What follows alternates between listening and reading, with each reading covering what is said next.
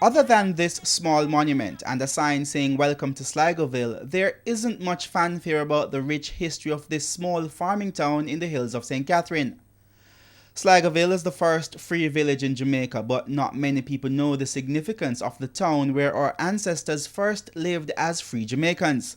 For many Sligoville residents, not much is being done to capitalize on the rich history of the town.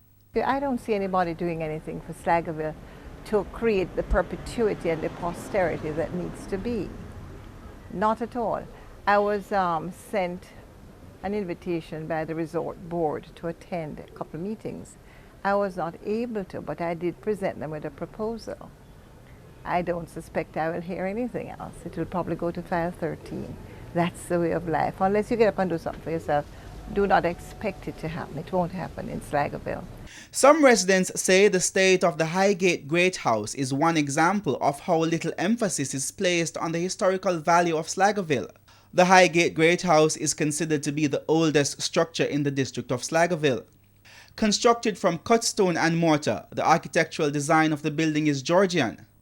Of all the governors owning Highgate House, it is significant that the one with which the house is most associated is the Marquis of Sligo, who implemented the proposed Emancipation Act of August 1, 1834.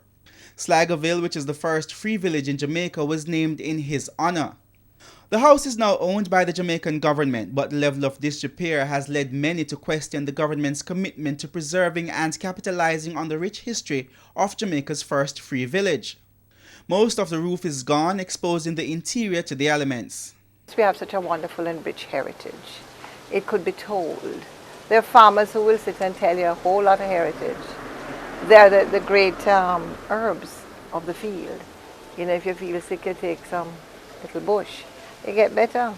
Instead of us sending it away and having it synthesized and come back and we buy it. Sligoville is a wonderful potpourri of people, different kinds of people. However, Member of Parliament Natalie Nita Headley says better days are ahead for Jamaica's first free village.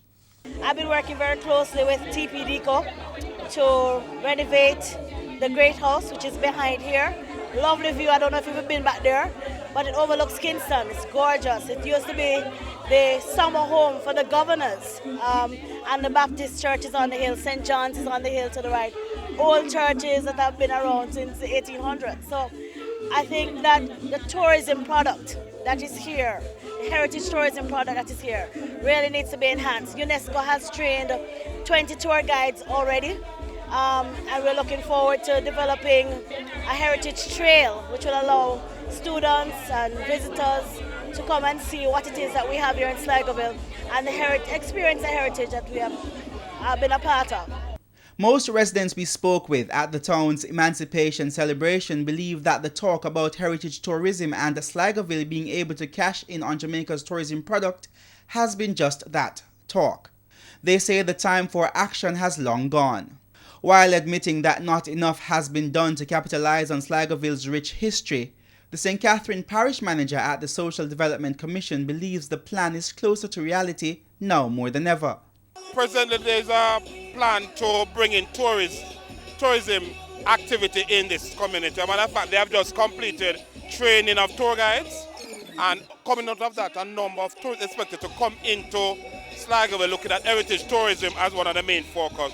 So this activity is just a climax, is to sensitize people that Sligoville is a very historical place and to attract people to come into Sligoville. Right now, the cities are being sensitized to the importance of Sligoville, and they are now taking on the mantle to help to promote Sligoville. So there's now a plan. While some residents argue that it isn't enough for just one big celebration every year, then everyone forgets about Sligoville's place in Jamaican history.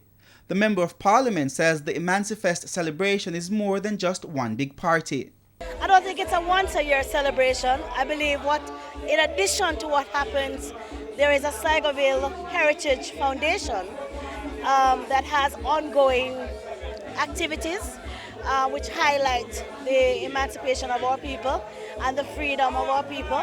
There's also the Sligoville Support Committee, which does another set of work with its senior citizens and so on. And so that is ongoing. But this celebration is one of a kind, and it only takes place during this emancipation period. 91-year-old Harold Baird has been one of the staunchest advocates for heritage development in Sligoville for decades and a backbone of the Sligoville Support Committee, which isn't active these days. After spending most of his life working for heritage tourism in Sligoville, his greatest fear now is that the people of Jamaica's first village will lose out on benefiting from the town's rich cultural heritage. Very disappointed. As I told some people the other day, when English went to Africa, they found the Africans playing marble with diamonds. And of course, everybody knows what happened to the country. They took it over. And this is exactly what might happen to this community. People are going to come from outside, see the potential that is there, the money that can be earned, and we just take it over, and they come just like how Africans came in the end. So let's hope that there will be somebody after me who will take up things in hand. He theorizes that if Sligoville residents want change, they'll have to start doing more for themselves.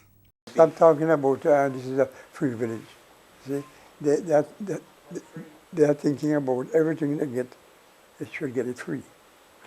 And that is the problem with this community.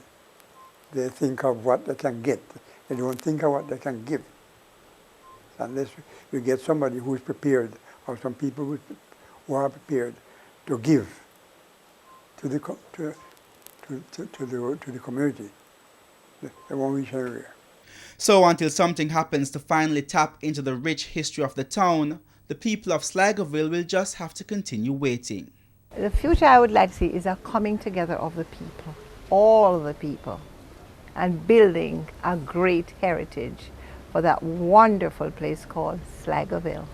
Gonna be free, gonna free my